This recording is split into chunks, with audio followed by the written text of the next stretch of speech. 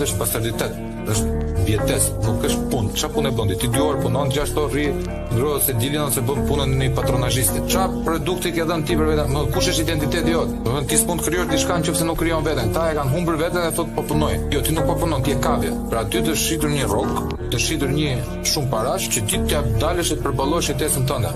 Jetesën tonë po e përballojmë edhe neve që nuk financohemi nga dikush, sepse në fund ditës nuk është se do vdesim për bukull.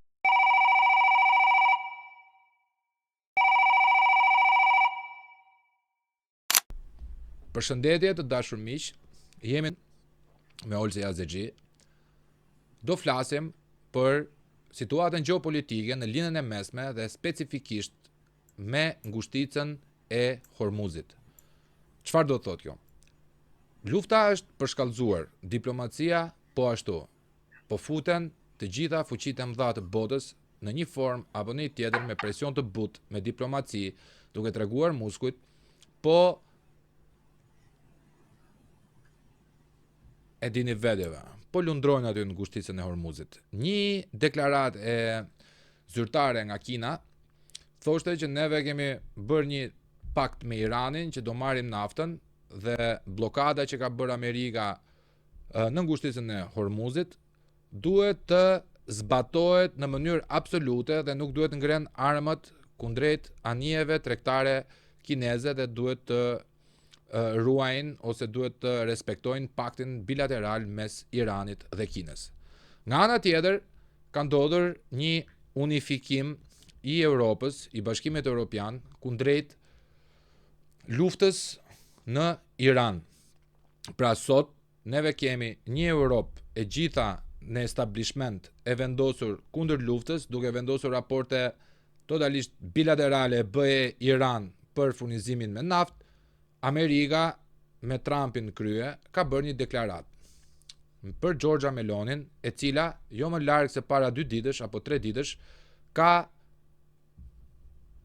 çmontuar, nuk e ka rinovuar traktatin e furnizimit me armë ndaj Izraelit. Pra, një marrëdhënie bashkëpunimi është e pa rinovuar nga Italia.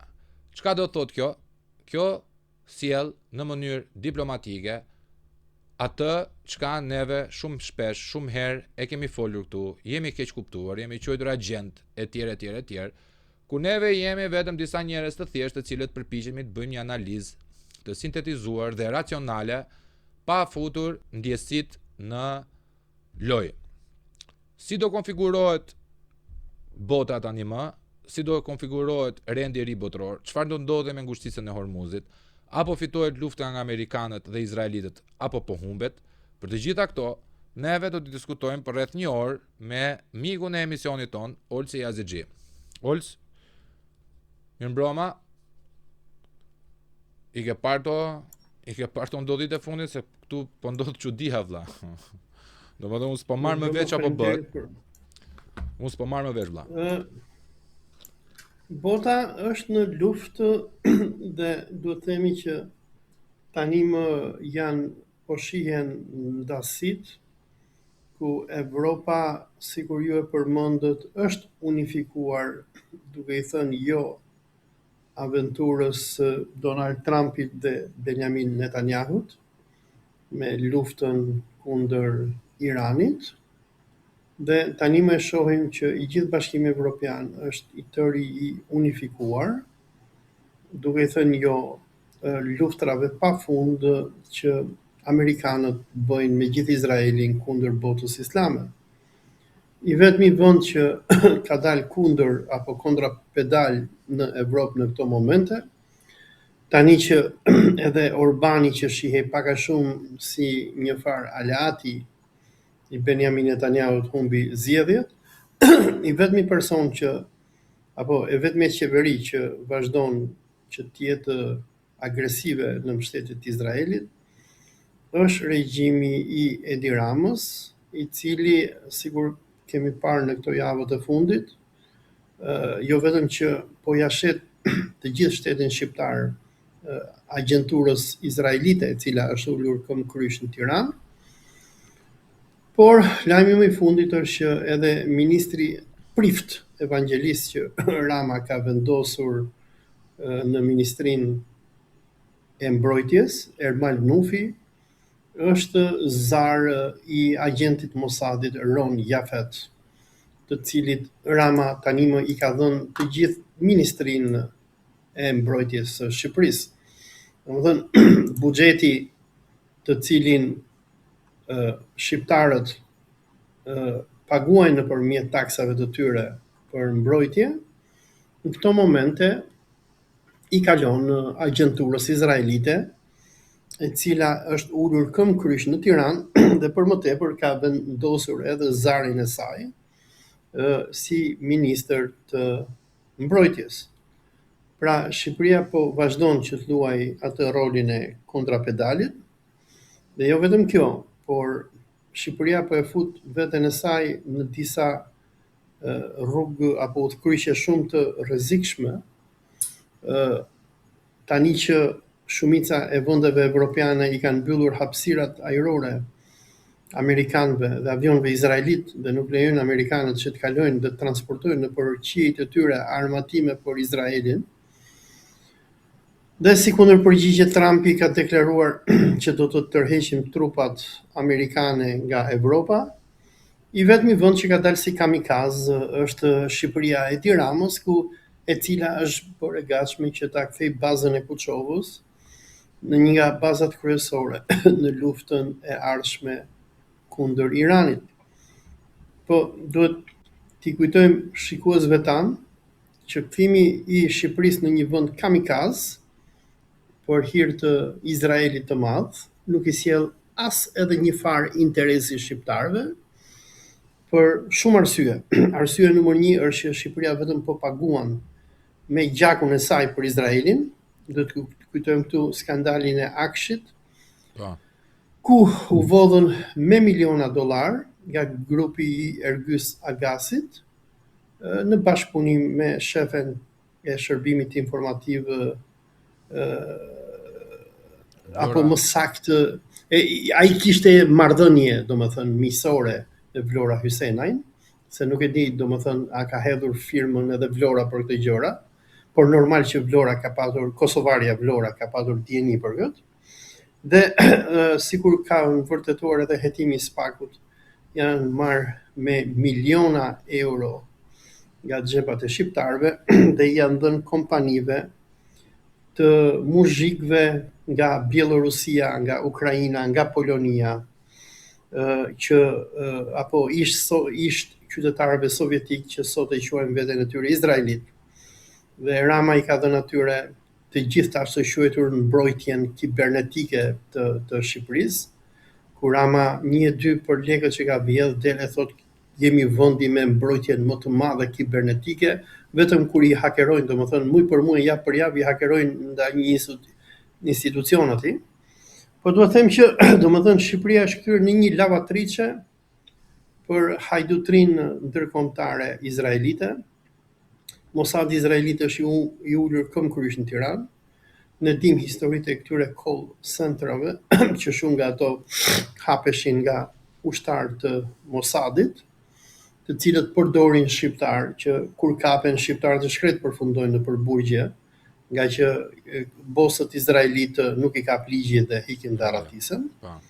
Dhe përveç kësaj, sikur kemi thënë edhe në biseda të tjera, Rama e ka hapur vendin ndaj kolonizimit izraelit, e bëri këtë deklaratë zyrtare në Këshillin e Përgjithshëm të Asamblenë e Përgjithshme të OKB-s në nëntor të vitit 2024, ku i bëri thirrje izraelitëve që të vinë vendosen në Shqipëri dhe ata po vendosen në masë. Në anën tjetër, sikur shohim nëpër lajme me projekt ligjet që kalon qeveria e Ramës, shqiptarëve po i bëhet zbor në çdo aspekt. Projekt ligji më i fundit që u botua pardje në disa gazeta tregonte që regjimi i Ramës tani shqiptarëve kur të hynë edhe kur dalin nëpër aeroportet do t'i kontrollojë xhepat, dhe nëse deri tani limiti i paras që shqiptarët mund banin kesh ishte deri në 10.000 euro, tani edhe kur ke 90.000 euro, po të doj policia e Ramës ti merr lekët nga xhepi, se thotë ne dyshojmë që ti këto lek I ke bërë me krim apo me terrorizëm, domethënë shqiptarëve po I vidhen xhepat, sigur bënin xhepistat e linjës kombinat Kino Studio në vitet 90 që I hynin njerëzve nëpër ato buza dhe I vëshin kuletat.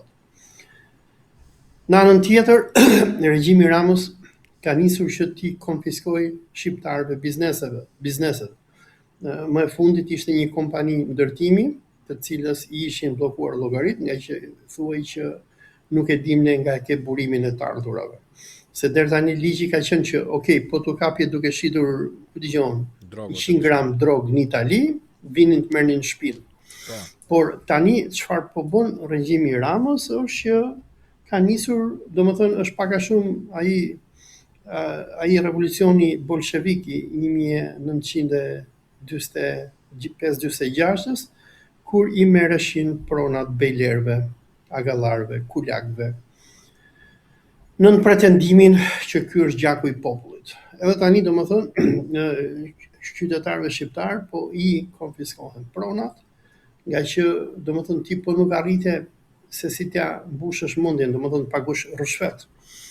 Shefit të taksidarëve të regjimit Ramës për biznesin tënd, ai thjesht të bllokon biznesin sepse thotë mua nuk më mbushet mendja se si e ke hapur ti këtë biznes në vitin 2000, se si ti ke hap kompani ndërtimi në vitin 2005, ku I gjetë lekët ti? Kupton ti, një kohë që atëherë s'ka pat, nuk ka qenë ky regjim terrori. S'ka patur fare shtet fiskal o vëllai. Ka qenë me bordero dhe rroga kalonte me bordero. Por me bordero, po sigur edhe pa bordero t'ishte. Edhe sigur shqiptarët ti kishin bërë këto lek duke vjedhur, sërish ligji nuk ka forcë prapa vepruese. Por çfarë po bën regjimi I Ramës, për mendimin tim, ky regjim ka një projekt qartë. Projekti është trembja e shqiptarëve. Domethënë edhe detyrimi I tyre që të mbyllin çka kanë kafe biznese të arratisen. Dhe unë çfarë vura re kur isha në Tiranë që u takuam edhe bashk, ishte që shumica e personave që shpërndanin ushqime me motora nëpër rrugët e Tiranës nuk ishin më shqiptar, por ishin indian. Edhe më duke vetja sikur isha në Uttar Pradesh apo në Kuala Lumpur kanë çik më standard, se edhe indianët e mbajnë më shumë veten, po ata indianët që kishin ardhur në Tiranë ishin indian të zi, domethënë nga Tamil Naduja. Dhe domethënë çfarë po ndodh është që kjo raca Iliro Pelasgo, ku dëgjon çai themi vetes neve shqiptarët, avash po ndodh ajo që quhet replacement theory, që zionistët ndërkombëtar ja bën Amerikës në vitet 60 e 70, kur e hapën vendin ndaj emigracionit masiv. Ajo gjë po I bëhet edhe Shqipërisë tani, domethënë po sillen domethënë s'kam asnjë gjë kundër indianëve, filipinezëve, janë shumë njerëz nderuar, por domethënë dua të tregoj se strategjinë që po punohet në vend, domethënë ndërsa pronat, pasuritë, objektet strategjike po I jepen muzhikëve slav nga Izraeli, shërbimet po bëhen nga emigrantë që vinë nga India, Bangladeshi, Filipinet etj. Dhe kjo çfarë do të cilli në aspektin afatgjat brenda 5 apo 10 viteve, se këta indianë që vinë do martohen, do gjejnë ai femër, do pjellin fëmijë, do krijojnë familje. Dhe domethënë kjo do sjelli që se Shqipëria është edhe vend I vogël, edhe duke patur që ne dim që nga viti 2005 deri më sot Shqipërisë kanë ikur rreth 1 milion banor, dhe domethënë kur jenë në Tiranë kupton që shumica atyre që kanë ngelur mbrapa janë femra, këto femra do martohen me dikë. Dhe kjo për mendimin tim nga 10 deri në 20 vite do sjelli një boom dhe një ndryshim masiv të demografisë shqiptare, ku domethënë Tirana që ka qenë nga qytetet apo nga Shqipëria që ka qenë nga vendet e fundit në Evropë që ishte homogjen dhe ishte akoma I bardhë, sigur është pak a shumë Stambolli apo Budapesti apo Moska, brenda 10 apo 20 viteve ne do kthehemi sikur Brukseli apo sikur Toronto, ku domethënë kur të dalim në për rrugë njerëzit nuk do na thonë si jeni tu gjatë jeta, por do na thonë ap kanam kya hai, do na flasin hindi apo urdu. Po.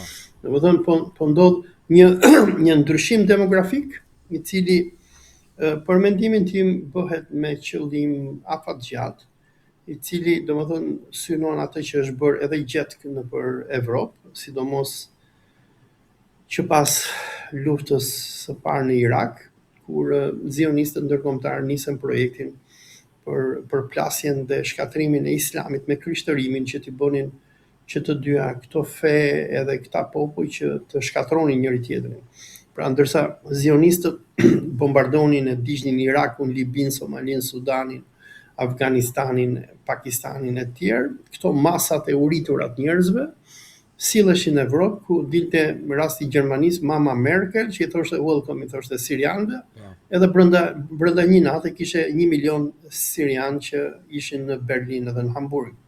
Pra unë mendoj që regjimi Ramës është duke implementuar këtë lloj politike, e cila synon ndryshim demografik, si shërbëtor, asetet publike, pasuritë e shqiptarëve, po i jepen zionistëve. Domethënë, po reagimi jon ku është ky Olce?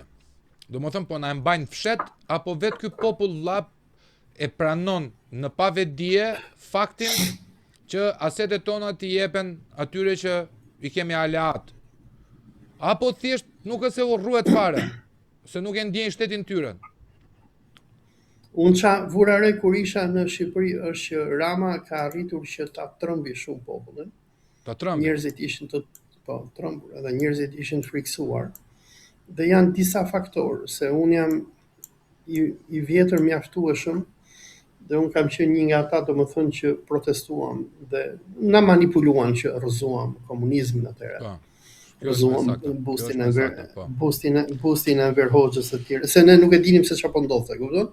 Domethënë ne urrenim babën Edi Ramës, por që në ndodhi është që ne rrëzuam sistemin që ndërtoi baba Edi Ramës edhe na sollën Edi Ramën pastaj. Domethënë iku jati erdhi i biri. Se ne kujtuam se do na vinte demokracia, por domethënë nuk t'jep njëri demokraci, falas. Dhe dua të them që kjo është e bukur, nuk jepet demokracia falas.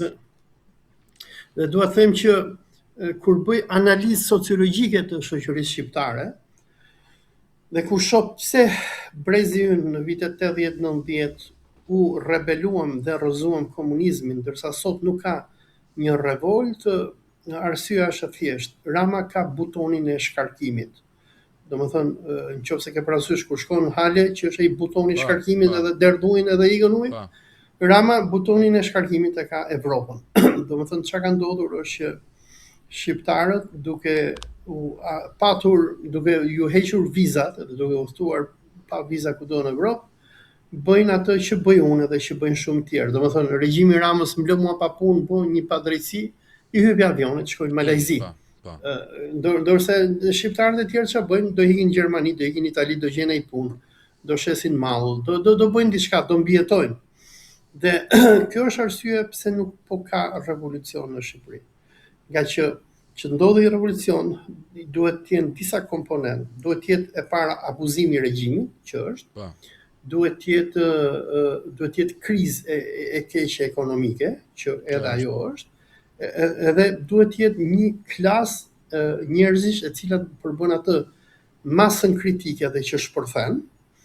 Por përveç kësaj masës kritike duhet të jetë edhe një elitë njerëzish, apo sikur thotë edhe Marksi në manifestin e Partisë Komuniste, duhet të jetë disa persona që vinë nga borgjezia, bourgeoisie quhet në frëngjisht, të cilët i tregojnë rrugën masave.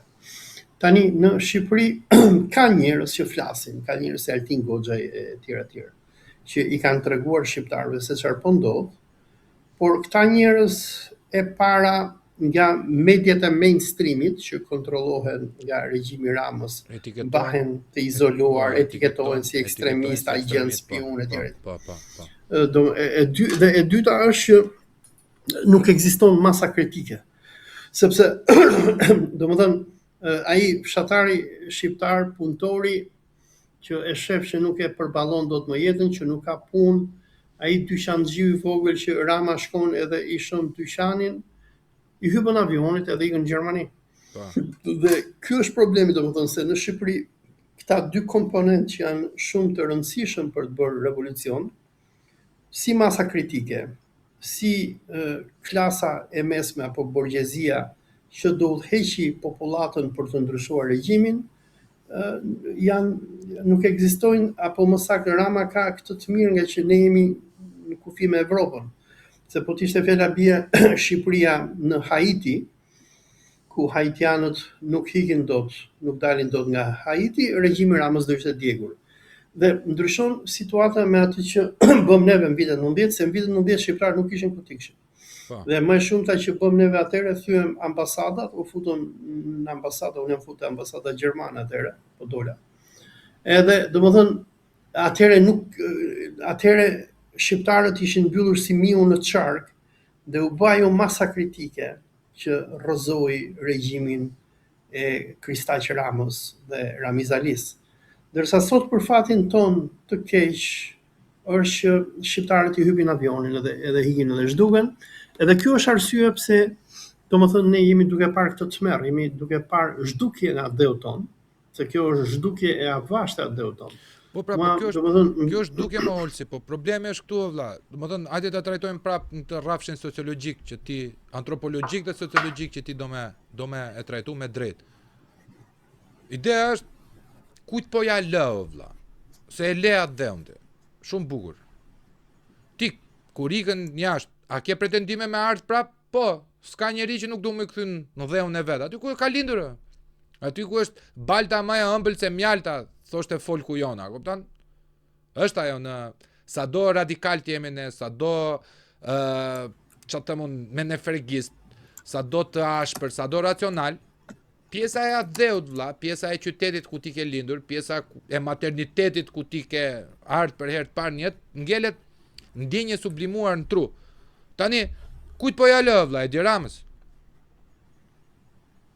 Me punu Shqipërinë si sigur ja ka lënë baba i vet. Shqipëria nuk është pronë e Ramës o vlla. E di që nuk është pronë e Ramës dhe ke drejt që përmende atë poemën e Çajupit, ku Çajupi thoshte ku është balta më e ëmbël se mjalta në Shqipëri. Është faktori ekonomik. Domethënë për fatin e keq të Shqipërisë, për Shqipërinë nuk ka ndonjë fuqi madhore që të ketë interes, që ta përmirësoj. Në vitet 90 ishin amerikanët, ishte CIA amerikane, e cila mori këtë grupin e Edi Ramos, e Gramos Pashkos, e Sali Berishës, e Genc Rulit e tjerë, promovoi Azem Hajdarit dhe përmbysi regjimin e Ramiz Alis. Kurse në këtë moment që kemi nuk ka ndonjë fuqi, se duhet të paktën një fuqi e madhe rajonale apo globale, se regjimi Ramës bie shumë kollaj. Unë kam patur shpresë për shembull që këtë gjë do ta bënte Turqia në vitet 2010. Pse? Po për fatin tonë, po se Turqia ka interes te Shqipëria. Domethënë se shqiptarët janë popull musliman, i shikon si aleat kundër grekëve, janë shumë konjunktura gjëra. Por Rama i gënjeu turqit, i bodhi, duke u thënë që unë jam vojvoda i Arnautikojt, i Arnautilis, edhe do mbani mua në pushtet, edhe do t'ja bëj punën, dhe Erdogani financoi Ramën, për fatin tonë të keq. Dhe nuk ka ndonjë fuqi që ka interes. Për shembull, ajo që ndodhi në 97-ën, ku grekët rrëzuan regjimin e Berishës, atëherë kishin interes grekët, sepse grekët në atë kohë e pan Berishën si shumë të rrezikshëm, nga që në kohën e Berishës në vitet 97 po forcoi elementi geg edhe musliman, të cilët erdhën në pushtet dhe pati një dyndje masive të veriorëve drejt Sarandës edhe Gjirokastrës, dhe në atë kohë grekët kishin akoma ato ëndrat e Vorjo e Pirit e tjerë, dhe financuan revoltën e 97-s që sollën pushtet Fatos Nanon, Edi Ramën e tjerë. Biles nuk e di nëse ke lexuar përpara një 3-4 muajsh, më duket kjo gazeta Tanea, një nga këto gazetat greke, botoi edhe një analizë, një shkrim për historinë e financimit grek ndaj Edi Ramës, se si e morën Ramën e çuan në Amerikë me këtë fondacionin Kokalis e tjerë. Po. Nga që shpresonin që Rama do bënte politika e Greqisë në Shqipëri, po tregonte se si ata u zhgënjyen, nga që Rama sikur e ka patur tradit, domethënë është njeriu më i pabes që ekziston. Është makiavelist par excellence ai. Është domethënë nëse në kohën e Kristaqit ai shtynte karrocën e Enver Hoxhës, sa ishte gjallë. Me njërë Sara regjimi donte të dilte me demokratët, po këta e poshtyn dhe e larguan. Shkoi në Francë ku shiste ikonat vjedhura. Më pas e mori Nano, i vërdallisej Nanos edhe këtyre grek-ortodoksve që bën rebelimin grek-ortodoks me. Është vle o vlla, është vlla. Ky nuk e di as vetë se çfarë është, por se domethënë ky po nga baba, domethënë Kristaqi është vlla, janë vlle nga Voskopoja me origjinë nga Rumania. Por nga e ëma këta janë nga këta shqiptaro helenët që kanë një identitet të dyzuar, domethënë të Bregdetit. Po. Edhe ai, domethënë nga ana e Tjëmës këta janë bërë me lëvizjen shqiptariste, domethënë në vitet 1900, ndërsa Rama është njeri pa dim pa iman, që ta kuptosh se kush është Rama, duhet lexosh një shkrim që Rama ka botuar në revistën e Fatos Lubonjës, përpjekja, e ka botuar më duket vitin 96, sa nuk e mbaj mend, a 92 me titull Lule Shqipo, Lule Djalë. Edhe tregon aventurën e tij kur regjimi, se si u nis për në Greqi, kaloi kufirin për në Greqi, kaloi rrugës, nga Greqia nuk u pëlqeu, sajoi një vizë, shkoi në Itali. Në Itali shkoi në Milano, aty në Milano i gjeti një nga studentët e tij të pikturës, i cili ishte bërë pederast, edhe i binte pederastëve në centrale di Milano, dojti me këta pederastët ca kohë, edhe thoshte sa mire kishte ky studenti im, thoshte, se se i tregon analizën që i bënte studentit, se thotë ky studenti im, thoshte, nuk ishte aktiv, po ishte pasiv, po përdor çik terma shkencor për punën e pederastëve. Shumë mirë. Edhe ky ishte pasiv, edhe i them unë këtij studentit, i them unë pse je bë pasiv, pse nuk bëhesh aktiv? Edhe më thotë, ikë profesor, thotë riun ti bi tjerëve, thotë, më mirë, thotë, ata mbin mu, thotë, edhe jam rehatun. Edhe thotë e kishte mirë, thotë ai studenti im, thotë se më mirë, thotë, ashtu të tjerët kur je pasiv, edhe domethënë ky ka nejt me pederastë, por ky me çfarë s'ka nejt, domethënë ky është njeriu më monster, më Frankenstein që mund të ketë kriju Shqipëria. Ne mendoj domosdoshmë se kemi kryeministër është i mëshme valla.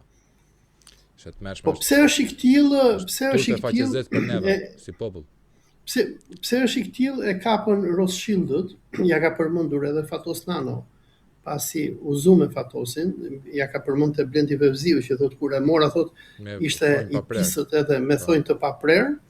Më pas thoshte që është një mason shumë i pasur, dhe sigur më ka pa tregu Mero Baze këtë e morën këta Rothschildët, e gjetën nëpërmjet një femre, domethënë kur ishte në Paris. Ata e morën, e pikatuan, sepse kështu është se si funksionon agjentura e zionistëve dhe Rothschildëve. Duhet të kesh paketën një cent.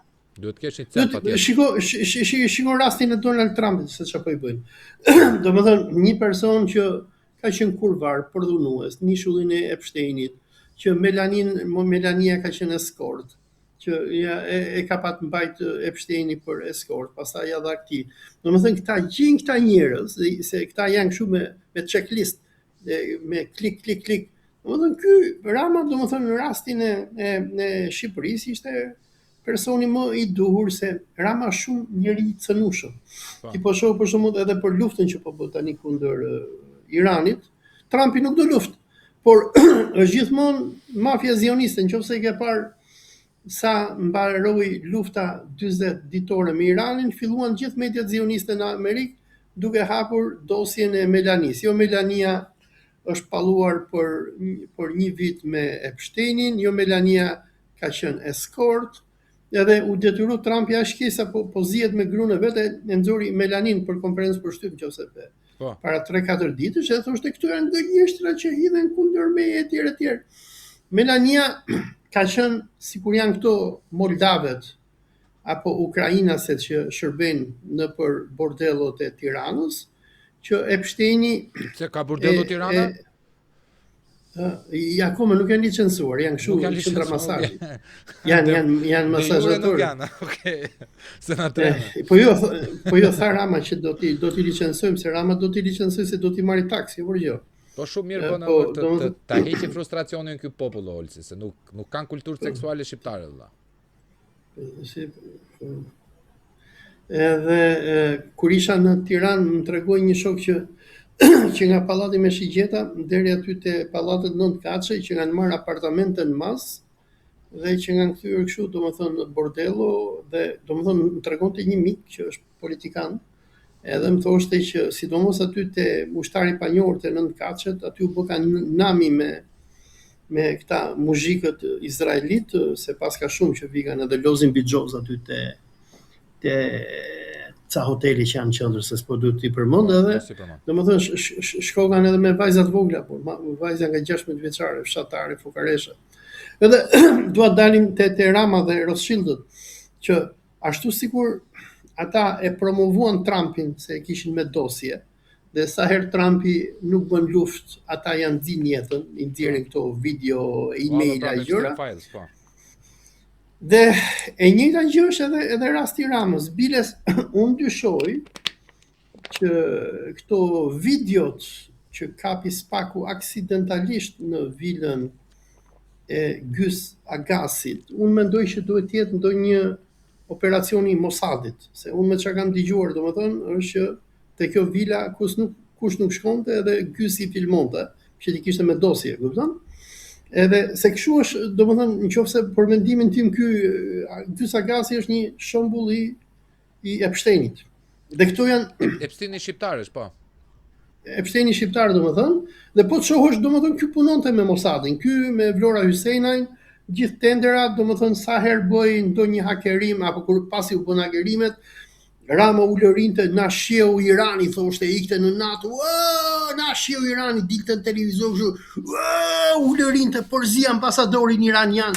E populli shkret Trumpi, manere, thoshte na shiu Irani, thoshte lek, thoshte buxhet do luftojmë Iranin, luftë kibernetike me Iranin. E thoshte, unë ika në NATO, thoshte, po nuk doja vetë, thoshte, se po të kisha përmendur unë nenin e 5 të NATO-s, ishte shkërbuar, ishte bërë hi Irani, e kishte domethënë kuptonti, bënte gjithë to skena dhe po i shkreta hante, kuptonti, edhe ekziston miti tani thonë na hakeroi Irani, na griu Irani. Domethënë këta hakerat, se mund kanë thënë, domethënë njerëz të afërt me Edi Ramën, që ka qenë këshilltar sigurie për Ramën, që më ka thënë jo, por nuk është Irani që i ka bërë hakerimet. Domethënë hakerimet mund të bëjnë në kalamo i ulur në ndonjë. Më ka thënë një miku im që e kam njohur këtu, ndjekës i podcastit, IT, programus senior.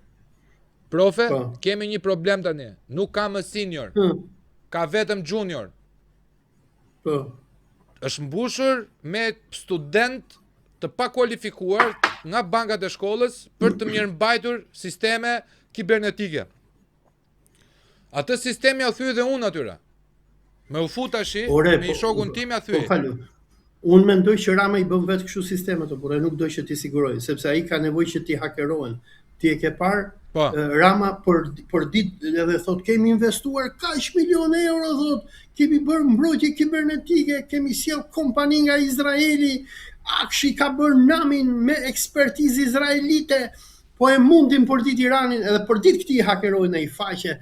Thot, e kemi bërë garë, thot, po Bashkia e Tiranës, thot, na kishte ngelur jashtë, po do ta sigurojmë atë. Tender i ri, lek prap në Izrael. Kuptonti? Këta i hakerojnë vetë burra, kuptonti se çfarë po të bëj. Edhe dua të them që kjo është fatkeqësia e Shqipërisë. Shqipërinë po e marrin zionistët. Shqipërinë e kanë futur në konflikt me botën e Islamit, edhe pse ne jemi popull me shumicë muslimane.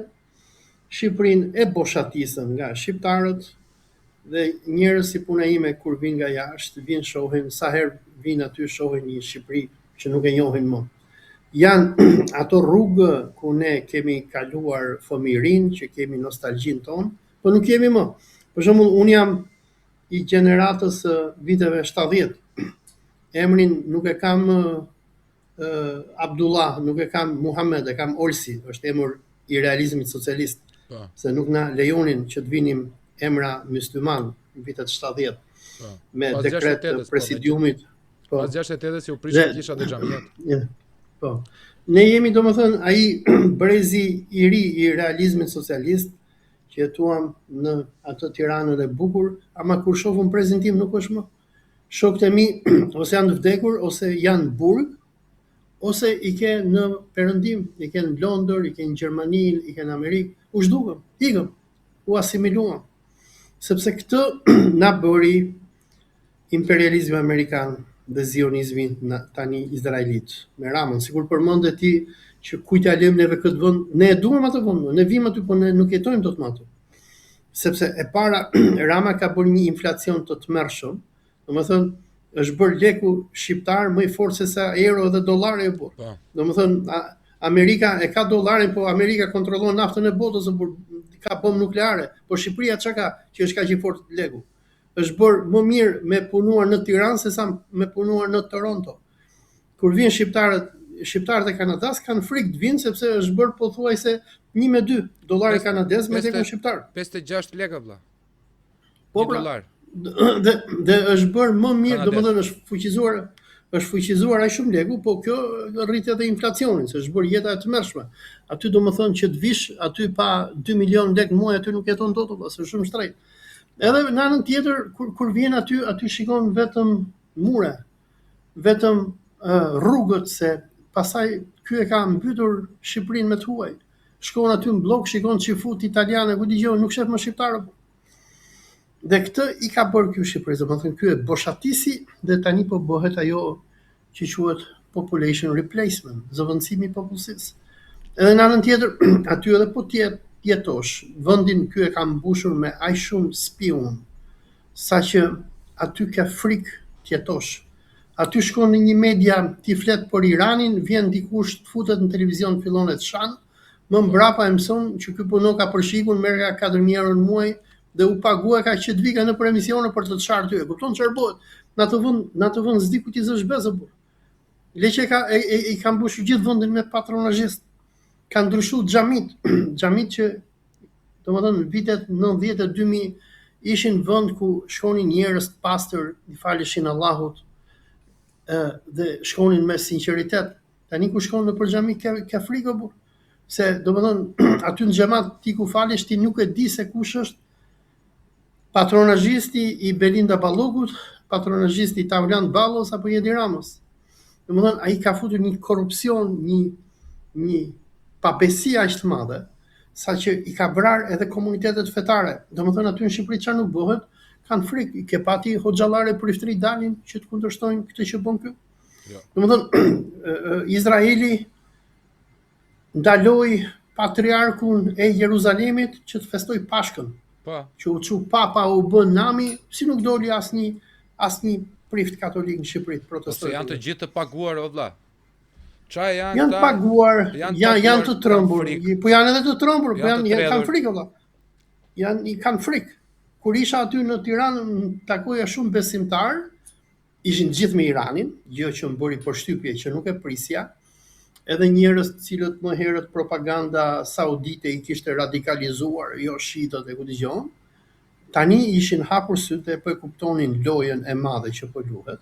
Kam takuar besimtar katolik ortodoks fetar që ishin me Iranin, por kanë frikë njerëzit. Kanë frikë sepse ata të linë pa bukë, të heqin nga puna. Domethënë në Shqipëri ka një regjim terrori të imagjino kur vin në Shqipëri, unë jam në terr informativ, unë nuk lexoj dot Russia Today, unë nuk lexoj dot Sputnik News, unë nuk lexoj dot shumë faqe, nga që ky Rama e ka kthyer vendin në censurë, sikur ishim neve në kohën e komunizmit, apo që duhet bëheshim shumë kanoçe për të parë për me pa antenat. RT1-shin apo dëgjon si quheshin ato, Beogradit edhe kanalet e Italisë. Dhe hap televizionet aty, mainstreami aty ke vetëm propagandë e Partisë Socialiste. Doli Rama, tha Taulant Balla këtë, tha Niko Peleshi këtë, vetëm ta ignorantët. Aty ke frikë të hapësh televizor. Edhe për fatin e keq, edhe kjo që quhet si opozit, edhe kjo i bën njëjtën ISO, domethënë nuk ka asnjë ndryshim nga, domethënë ndryshimi vetëm është ti je hajdut, unë jam hajdut. Dhe kjo është problemi demokrat. Është krijuar një varfëri, një censur, një frikë që domethënë i bën shumë shqiptar, unë kam shumë miq nëpër botë që më thonë ç'ç'duam në Shqipëri. Nuk e ndjejnë më veten. Se kur vin aty domethënë e ndjejnë veten të përjashtuar, e ndjejnë veten të kërcënuar. Edhe për më tepër nuk ka dhe punë, domethënë një regjim që e urren popullin e tij, që ka politika që ta trëmbi popullin e tij. Unë për shembull kur ik aty që takoj miq që kanë biznese, janë të gjithë të trembur. Se thonë aman orë se thonë se na vin taksidarët na mbytën. Holci e shoh vetun o vlla, nuk është afruar me shikueshmërinë që kam vlla. YouTube-in e fuqishëm me gjitha me radh, nuk është afruar as si biznes sepse kanë merak, kanë frikë. Po. 3 veta që janë afruar, të 3 vetave u kanë vajtur tatimorët i kanë vendosur gjop, që i di unë. Bravo. E shikon? Domethënë, unë e di se qa kanë me mu këta. Këta thonë gashen, qa kanë një agentur, kanë njëri të fort gashen nga pas lesh. Se s'ke ku ta gjeshe, të kontrol. Jo Mossad tjeshti, po mami Mossadit, që ka prodhu Mossadin. Po s'pati s'kryon dot. A ka financimet huaja? Jo. A merr zarfe gashi? Jo, vlla, gashi punon si i bukri njeri që çohet në mëngjes deri në fund ditës regjistrime, kurse e më thet thash. Po kur vjen puna vlla do të gash, të mbështesin po. E di vete. Edhe e çojnë këtyre tipave që shikoj se Amerika është duke fituar, Izraeli ka vojtur holokaustin, po holokausti ka ekzistuar, krim njerëzor ka qenë, një krim i dënueshëm. Po ndodh holokausti tjetër. Po kjo holokausti që po ndodhesh, apo varja.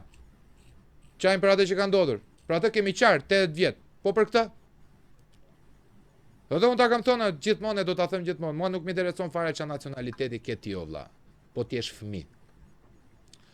Bën ti ndryshime me vajt në Afrikë, në fiset Ubuntu, të vjen ty të thuash, ky është afrikan, ky është inferior. Merr një foshje në dorë vlla, i bardh, i zi, i kuq, i jeshil, i verdh, të duket foshja është angjëll o vllai. Siç më vjen mua keq për fëmijët izraelit që kanë humbur jetën nga bombardimet, më vjen keq për fëmijët iranian, vjen keq për fëmijët palestinezë vlla. Se këtu ka një gjë tjetër Olcek, është thyer çdo lloj hipokrizie, më thonjze, e ligjit ndërkombëtar. Se unë mendoj se ligji ndërkombëtar është hipokrizi shumë e madhe. Është gjithmonë elastik që njerëz, më thon shtetet, formacionet shtetërore herë afrohen, herë largohen nga qëndërzimi i fuqisë. Pra, kur duan të bëjnë presion, largohen, e thyen dhe tjerat i luten, hajde ulemi që të vendosim negociata tjera. Dhe ne të dy e kuptojmë këtë pjesën. Problemi është si po vete bota, si po e shikondi që po konfigurohet bota. Sepse ka përplasje mes NATO-s dhe ka një test timen që dua ta trajtoj me ty pak. Mos vallësh presioni Trumpit për të dalë nga NATO është e vetmja mënyrë që Izraeli të godasi Turqinë. Dhe që Amerika të mos jetë në krah të NATO-s, por të jetë gjasme kinse e pavarur që ta ndihmoj me proxy Izraelin? Këtë që thatë ju, e tha Joe Kent përpara 10 ditësh, ishte shefi i qendrës antiterrorizmit në SBA, i cili dha dorëheqje nga qeveria e Trumpit. Po, dhe ai shkroi në Twitter dhe tregoi, domethënë ai u largua nga qeveria e Trumpit pasi u mundua gjatë që t'i thoshte Trumpit mos u bë vegël e Izraelit dhe Trumpi nuk e dëgjoi. Dhe më në fund kur Trumpi nisi bombardimin e Iranit, ai dha dorëheqje dhe në daljen e tij publike tha dhash dorëheqje, nga që e parë që Trumpi është nën kontrollin e Izraelit dhe ai ka shumë frikë ata.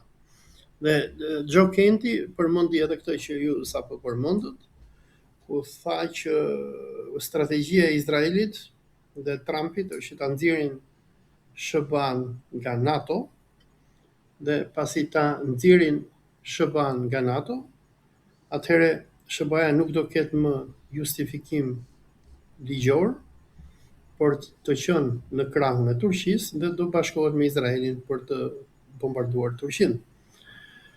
Dhe sigur ne gjithë e dim këtë, po këtë e ka thënë edhe Netanyahu dhe këtë po e thonë gjithë ministrat e Izraelit. Për herë të parë publikisht e deklaroi komisioni Nagel, që formsoi Benjamin Netanyahu pas rrëzimit të Asadit në Siri në dhjetor 2025, ku komisioni Nagel i kërkoi qeverisë izraelite që të fillojë të përgatitet për luftë kundër Turqisë. Që tani që Turqia, domethënë Irani u largua nga Siria, armiku i radhës është Turqia. Dhe sigur tha edhe Joe Kendi, domethënë lufta e ardhshme do të jetë goditja masive që Izraeli do t'i bëjë Turqisë në Siri. Nga që duhet kuptojmë që sjellja e Ahmed Sharës apo Abu Muhammed al-Gjolanit në krye të Sirisë ishte pak a shumë një pazar ndërmjet CIA-s amerikane, Turqisë dhe Rusisë. Po. Dhe ajo që bëri, domethënë Turqia ishte pak a shumë pretendimi historik i Turqisë, e cila e shikon Sirin si pjesë të perandorisë osmane dhe botës sunite. Po atë që ka Dhe në janar Ahmet Davutoglu, neo-otomanizmi.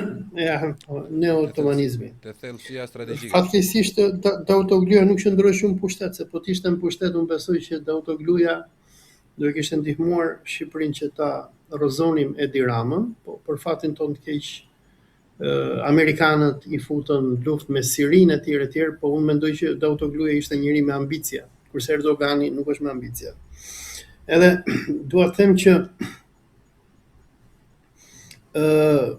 Izraeli nuk do të, domethënë Izraeli nuk do të lejojë në asnjë moment që Turqia të jetë në Siri, nga që projekti i Izraelit është që të bëjë Izraelin e madh, biles Jeruzalem Posti kishte një artikull para një 10 ditësh ku tregonte që Ahmed Shara, diktatori i Sirisë, është tani i kishte ofruar Izraelit marrëveshje paqe e tjerë dhe Izraeli e ka refuzuar.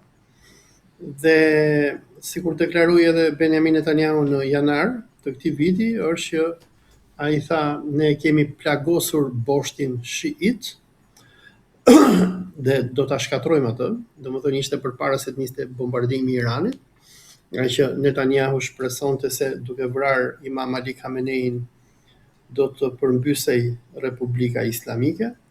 Dhe tha pas kësaj tha kemi luftën me boshtin sunit të vllazërisë myslimane. Dhe presidenti, ky ministri i mbrojtjes izraelite Israel Katz edhe akuzoi përpara një 3-4 ditësh në një tweet që bëri në turqisht, akuzoi Erdoganin si antar të vllazërisë myslimane, si diktator e tjerë.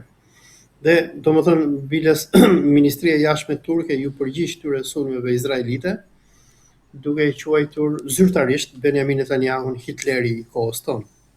Dhe domethënë përplasja turko-izraelite është shumë e egër dhe duhet të kuptojmë një gjë që në këtë konfliktin iraniano e di si më duket mua kjo përplasja turko-izraelite, sikur Turqia mezisa po pret ta godasë Izraeli dhe anasjelltas.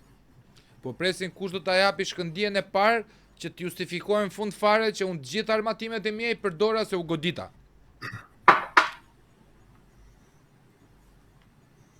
Ka mundësi, por unë kam frikë që Turqia nuk është e përgatitur për një luftë me Izraelin. Pse?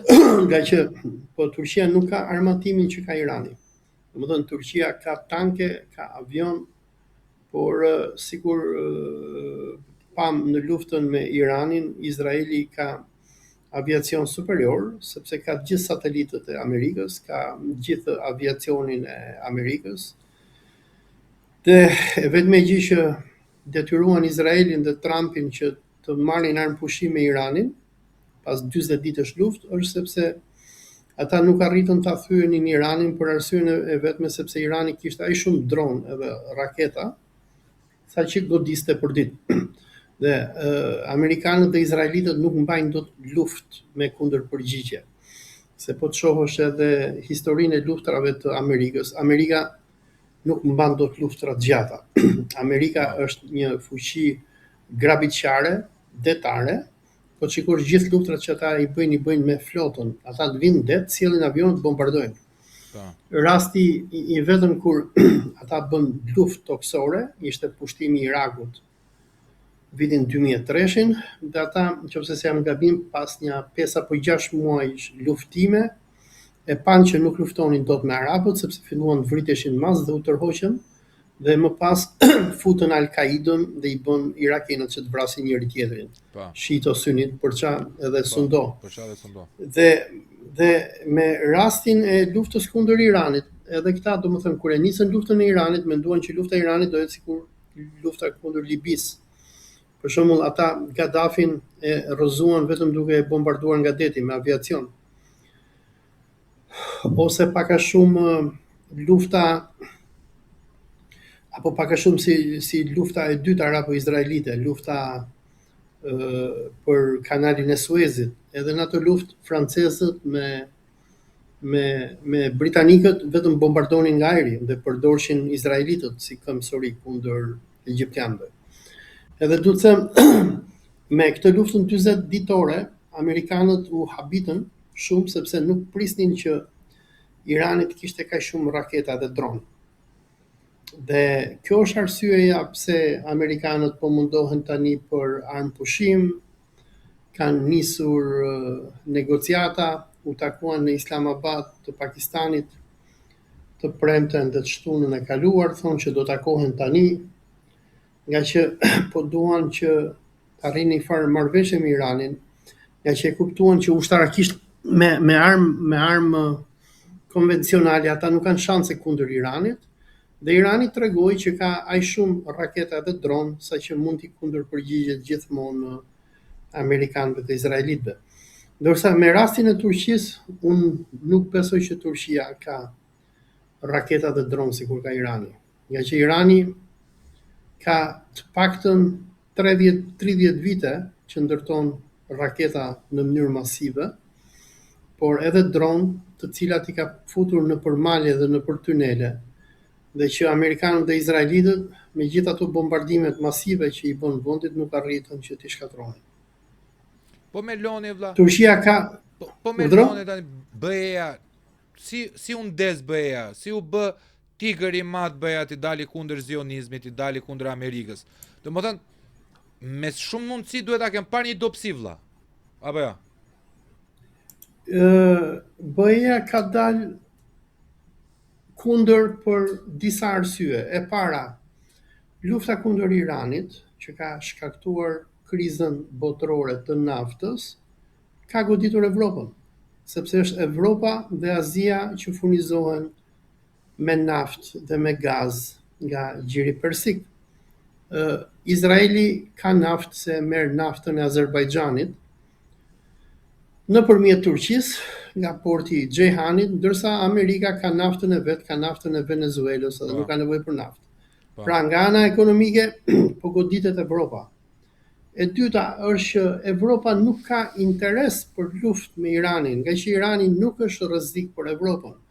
Ndryshe nga shtot propaganda izraelite që u lëret Benjamin Netanyahu, thot Irani, thot ka raketa me rreze 4000 kilometra të gjata, jo do bëj bombë nukleare dërcibërzi. Irani s'ka qenë ndonjëherë në luftë me Evropën.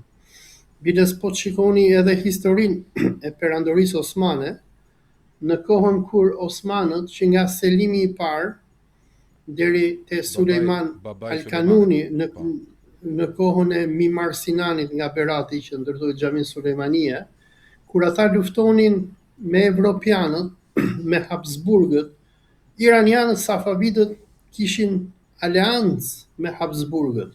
Domethënë Irani s'ka patur ndonjëherë në historinë e tij luftë me Evropën. Irani vetëm ka qenë pre agresionit britanik në luftën e dytë botërore, kur sovjetikët me britanikët pushtuan Iranin, po përndryshe Irani nuk ka patur ndonjëherë problem. Dhe edhe nga ana ideologjike, nëse keni parë edhe pas 11 shtatorit kur u bën këto grupet Al-Qaida që i bënte CIA vetëm me MI5-in britanik, s'ke patur asnjëherë shiti që bënin të këtilla gjëra. Por është propaganda izraelite e cila ka një krah shumë të fuqishëm në Shqipëri, që janë mujahidinët iranian, të cilët janë munduar që ta demonizojnë Iranin, ta tregojnë Iranin si shtet terrorist. Dhe unë i di këto gjëra se jam i brendshëm dhe them këtë informacion edhe për policinë antiterrorit që na djeg si këmakëmos në atë ditë. Vitin 2018 unë kam shkuar në Parlamentin Evropian, ku kam dhënë dëshminë time se çfarë bënte Meku në Shqipëri. Meku pasi u sonë në Shqipëri, u mor në dorë nga Mossadi, dhe Mossadi çfarë bënte, sponsorizonte mujahidinët, i gjente atyre pasaporta, dokumente, para, i çonte që nga zyrat e OKB-s në Gjenev deri në Këshillin e Evropës. Dhe çfarë bënin mujahidinët? Mujahidinët merrnin flet palosje, broshura etj. Ja çonin gjithë deputetëve të Parlamentit Evropian apo përfaqësuesve të vendeve ndryshme në OKB në Gjenev, dhe misioni i tyre ishte që ta portretizonin Iranin si një vend terrorist. Mbaj mend atëherë për shembull kur u zgjodh president Ebrahim Raisi, e quanin Ebrahimin the Butcher of Teheran apo kasapi i Teheranit. Dhe Meku gjitha këto gjëra i bënte me Izraelin. A jemi dakord në një pikë bashkë që si liberalizmi u fuqizua nga degenerimi apo denigrimi i, si të mund të ati, patriarkalizmit ungjillor, konservatorizmit ekstrem etj. U gjendën disa detaje që mund t'i ngrinin dhe t'i egzageronin, po ashtu edhe Meku ka gjetur pika të dobta të sistemet ku mund të preke vrasje e gjona. Çdo regjim është vrasës në vetvete. Nuk të vrasin vetëm me armë, të vrasin shpirtin, të vrasin psikologjikisht, të vrasin me frikë. Për shembull, ne jemi popull që kemi përjetuar genocid psikoemocional. 45 vjet të vdekur kështu, nga 45 deri në 91, po dhe nga 92 deri në 2026 që jemi, ne prap jemi të genociduar psikoemocionalisht. Ne kemi frikë o vlla, ne kemi frikë, kërkojmë drejtën tonë. Më kupton shpenin? Dhe çdo gjë tjetër vlla.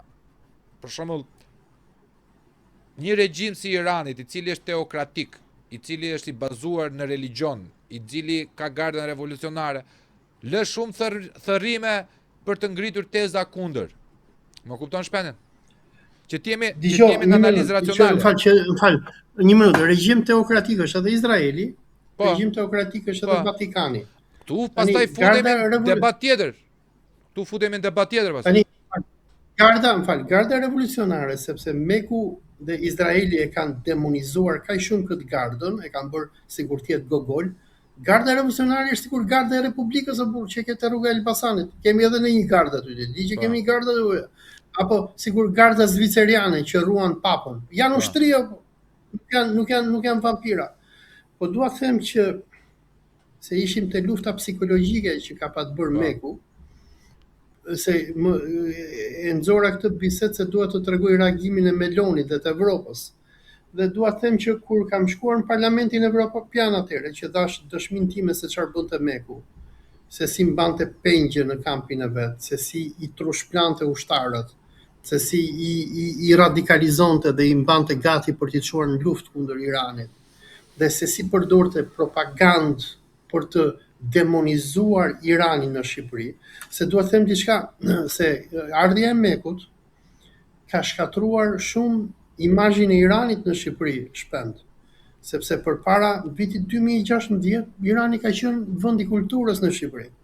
Gjithë ata që i ke në Akademinë e Shkencave, nga Skënder Gjinushi e deri te ky Shaban Sinani që është sekretari, këta thriteshin në për konferenca që bënte Fondacioni Sadi Shirazi. Fondacioni Sadi Shirazi ka qenë aty përballë shtëpisë Sali Berishës te Piramida. Iranianët vetëm kulturë dhe arti kanë sjellë Shqipërisë në këto 30 vite demokraci. Po ç'a ndodhi në Shqipëri është që me ardhjen e Mekut, po kjo nisi me hapjen e ambasadës izraelite 2012. Fillimisht u hap ambasada e Izraelit, pastaj Izraeli ndërhyn te Rama që sjell Mekun. Dhe me sjelljen e Mekut filloi gjithë ky egërsimi shqiptarëve. Dhe ç'a bëri Meku nga viti 2018 deri në 2021 punonte intensivisht për të radikalizuar shqiptarët. Nëse shikon faqen e Mekut në internet apo videot, Po. ke njerëz që nga Ervin Saliani, Grida Duma, Edmond Spaho, Fatmir Mediu, Pandelim Majko, Ilir Meta, që u morën gjithë, i merrte Meriemea te kampi i saj. Aty dhe i thoshte mullahët në Iran po na vrasin, kanë therrur kaq veta. Shumë nga ato që ne dëgjojmë për Iranin janë dizinformacion, nuk janë vërteta. Nëse pe Trumpin kishte një intervistë me Fox Newsin, e ka patur dje, edhe i thoshte kjo gazetare ore, i thoshte ç'a do bëjmë, do bëjmë paqe. Jo, thoshte se mullahët thoshte kanë vrarë 40.000 protestues.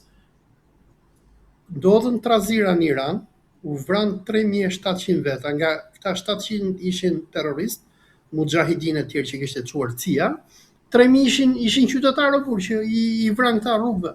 Po. Po Trump i thot 40.000 thot, edhe i thoshte kësaj gazetarës, i thoshte, ore, thoshte, duhet ta bombardoj Iranin, thoshte se po mos ta bombardoj Iranin, Irani do bëj bombë nukleare dhe do na zhduki neve.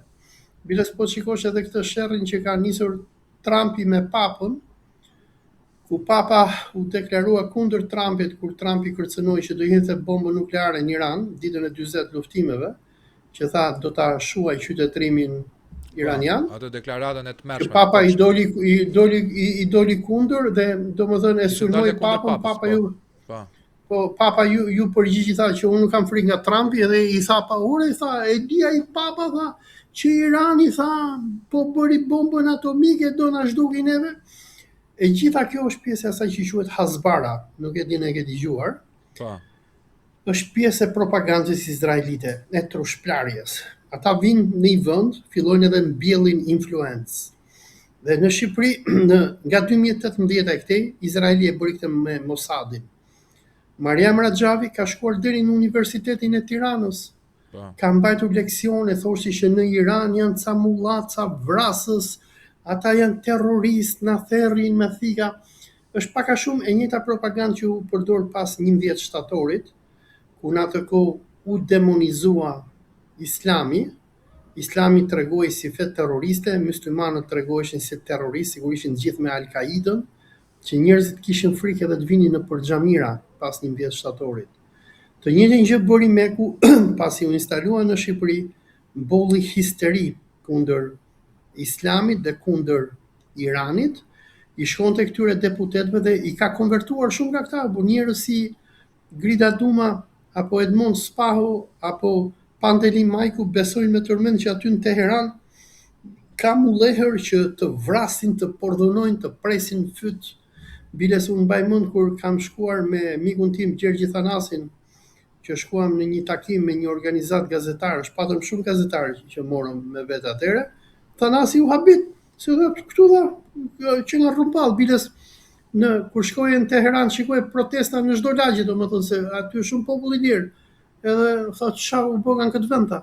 E duhet të them që ndalim te puna e melonit. Evropianët tani e kanë kuptuar lojën që ka luajtur Izraeli. Se Izraeli përdori Mekun në mënyrë masive nga 2018 deri më sot, ku çonte mujahidinët në zyrat e çdo eurodeputeti, e çdo parlamentari në Itali, sepse Izraeli donte që të izolonte Iranin me Evropën. Por Evropa kishte shumë interesa ekonomike në Iran. Kompania Eni, energjetike e Italisë, kishte investime masive në Iran. Ky Total Energy i Francës kishte investime. Renault-ja prodhonte makinën kombëtare iraniane dhe evropianët kanë patur investime masive në Iran. por çfarë bëri Izraeli me mujahidinët dhe me CIA, krijuan një fushat masive dezinformacioni ku i trombën evropianët, sikur trombën edhe në Shqipëri, që të distancoheshin nga Irani në mënyrë totale. Në vitin, kur ka qenë, duket në 2020-ën, unë doja që të shkonim me një grup deputetësh të parlamentit tonë në Iran, ku do ishte Kujtim Gjuzi, Adriatik Ali Madhi, Po. ishin një 5 veta, kur e mori, atëherë ka qenë Sandër Leshaj, ministri i brendshëm, po Sandrin duket se ka rekrutuar Meku, edhe kur e merr vesh Sandri, bën namin atëherë, dhe Gramoz Ruçi i thret këta deputetët në parlament edhe i kërcënon, i thot, po ikët thot, do t'ju zhdukja Amerika, thot. Kupton? Edhe u trombën ta dhe nuk erdhën. Dhe dua të them që Meku arriti që të krijojë një reaksion shumë të madh kundër Iranit në Shqipëri, dhe përveç kësaj arriti që të penetrojë mediat. Për shembull, ka bashkuar te Ora Newsi, ka kërcënuar atëre se atëre Ora Newsi fillovi nxirrte shumë nga këta defektorët e mujahidinëve, që tregonte se çfarë bënte Meku. Meku i shkovi, kërcënovi pronarin, i tha, ne tha jemi tha me CIA, tha, po vazhdove tha do të zhdukim. Kërcënuan Top Channelin, se Top Channeli i ka patgoditur shumë. Kërcënuan Shqiptaren, Report TV-n e Carlos. Po disa media i vunë edhe gjop Mekut, i morën lek, se Meku vinte po të flisje kundër Mekut, Meku të kërcënonte, po mos ta haje kërcënimin, pastaj Meku t'i jepte lek. Bënte reklam, domethënë. Kupton që tu sillje mirë për atë. E dua të them, këtë gjë bën edhe në Itali këta. Këta, domethënë, i trombën italianët, i trombën evropianët, i shkatruan marrëdhëniet e Evropës me Iranin, por tani unë mendoj që ka ardhur momenti që Evropa po i thot boll Izraelit dhe Amerikës, edhe Mekut, edhe deklarata e Melonit për mua tregon që po kemi një kthim të madh. Unë ndjek shumë France 24, France 24. Unë po shikoj që edhe Franca po ndryshon regjimin, atë qëndrimin ndaj Iranit, dhe unë po shoh që po. Ideja është këtu vëlla.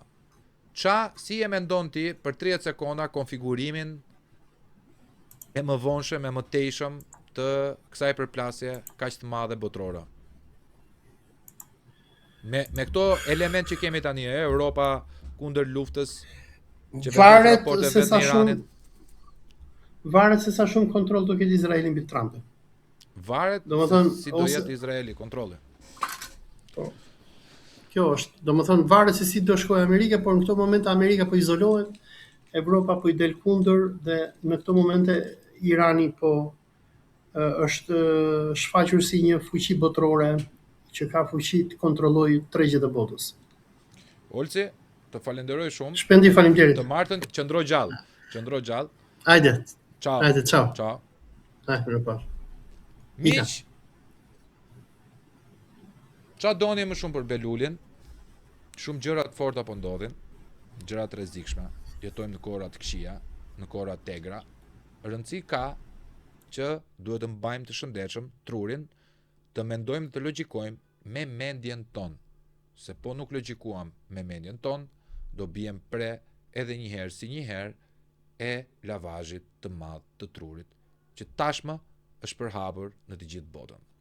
Mos harroni te ky numri këtu, të gjithë juve që doni të blini kohë televizive, të gjithë juve që doni të antarësoheni dhe të abonoheni në një nga kurset tona praktike të komunikimit dhe të leadershipit, te ky numri, dhe të gjithë juve njerëz që doni të dononi dhe nuk keni frikë nga qeveria, ja ku i keni 2 IBANet në lekë dhe në euro, si dhe në komente super chat. Mos harroni like, subscribe, share. Zoti ju bekoft.